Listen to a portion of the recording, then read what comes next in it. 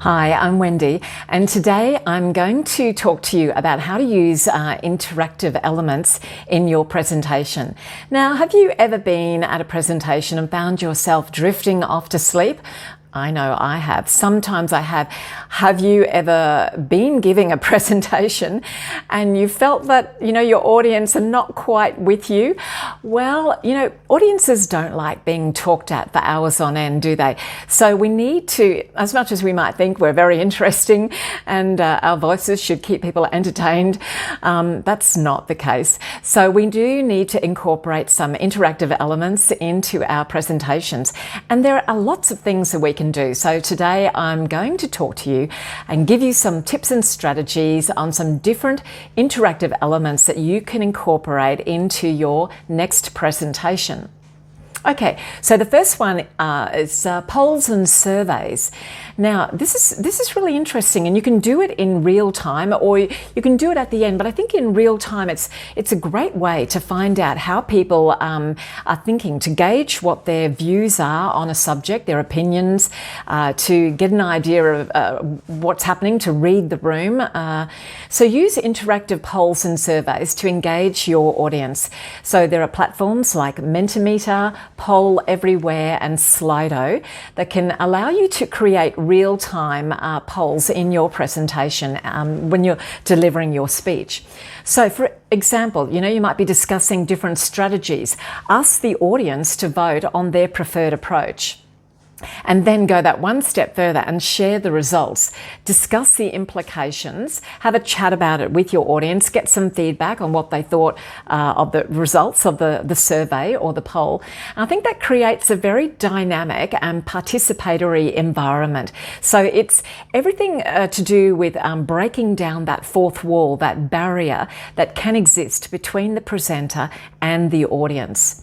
Now, the next point are Q&A sessions. A lot of people do like to leave Q&A sessions to the end, and I can understand that.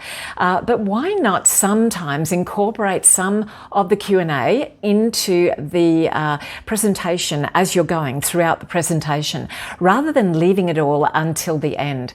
So you'll have to be a little bit good at managing, at audience management, because there is the potential for it to go off on its own accord and have, a life of its own. So keep it brief, let them know. Tell the audience your expectations, that you are going to take one or two questions at this point, rather than saying, well, it's a open-ended sort of question and answer session. I don't think that's the way to go. So encourage your audience to ask questions, share their thoughts on specific situations. That will keep everyone on their toes and will keep everyone interested and engaged. Yeah, so I said just, be a bit careful about those timelines. You don't want to have it run over, because you will have limited time. There will be other things on the agenda. Perhaps other people need to speak. So I guess that's why most people do tend to leave the Q&As to the end. But I think it's also good to incorporate some in the middle as well. What about group activities and discussions? So that's another tip that I give you. We can, obviously drift off to sleep sometimes if we're seated for too long. So I think get your audience up and about, get them standing, sitting, walking around a bit, engaged in some interactive activities with each other. Break them into small groups for discussions. Get them to engage in a hands-on activity. Maybe even go into another room or go to another area as well.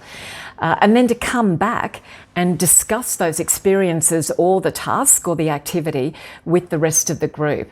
This fosters a lot of interaction, allows for diverse perspectives, keeps that energy high. That's why we're doing it. We want people to wake up a little bit from what they're doing and get going and discuss moving things around a little bit. Live demonstrations or examples are always good. So showcase a product if you've got. Do a live practical example or demonstration of your product or your service. Share real-world case studies and experiences.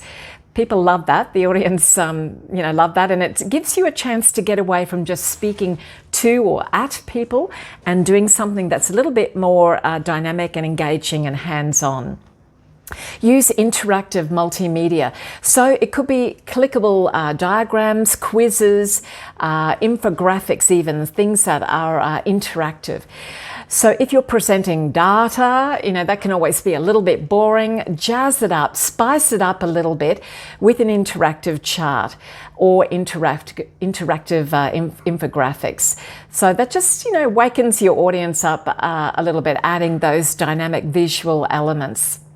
So remember, tailor your interactive elements obviously to suit your presentation style and to suit the needs and the interests and the preferences of your audience. You want the presentation to be seamless and to sound professional. So obviously you want to be quite au fait with what you're doing and have practiced it and prepared for it prior to doing it. You're not going to start just doing something on the spot without any kind of practice or preparation.